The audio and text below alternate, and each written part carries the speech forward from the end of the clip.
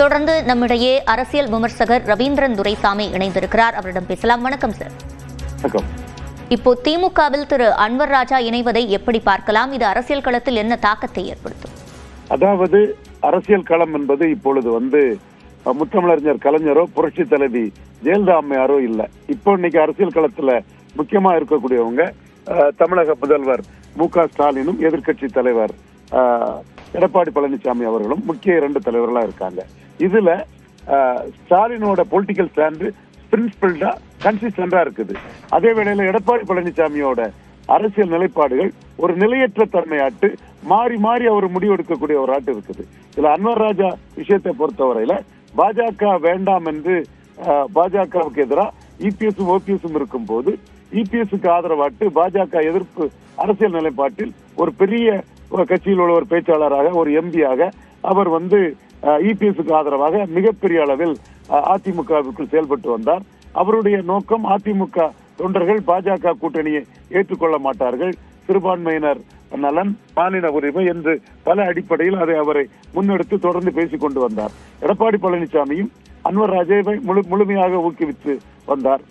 2024 மக்களவைத் தேர்தலில் எடப்பாடி பழனிசாமி அவர்களை பொறுத்தவரையில் இனி எந்த காலத்திலும் பாஜகவுடன் கூட்டணி கிடையாது என்ற ஒரு முடிவை அவர் எடுத்து ஒரு கூட்டணி அமைத்து 39 தொகுதிகளிலும் 34 தொகுதிகளில் அதிமுக இரட்டலையில் களம் கண்டார். அப்பொழுது அன்வர் ராஜா முழுமையாக எடப்பாடி பழனிசாமிக்கு ஆதரவாக இருந்தார்.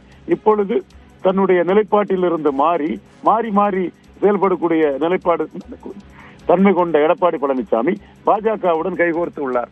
இது அன்வர் ராஜா போன்றவர்களுக்கு தங்கள் சொந்த பகுதியிலும் சொந்த சமூகத்திலும் எதிர்ப்பு வரும் என்ற சூழ்நிலையில் அவர்கள் திமுகவில் சேர்ந்திருக்கிறார். திமுகவில் அவருக்கு உரிய முக்கியத்துவம் கிடைக்கும் என்று கருதுகிறேன்.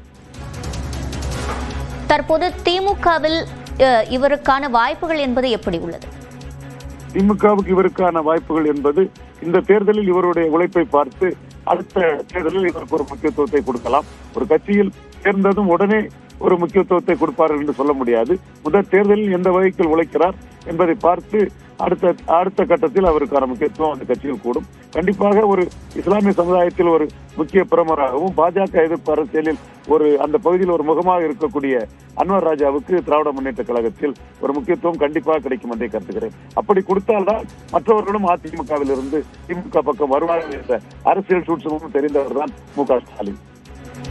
இணைப்பில் கருத்துக்களை பதிவு செய்தமைக்கு நன்றி திரு ரவீந்திரன் துரைசாமி.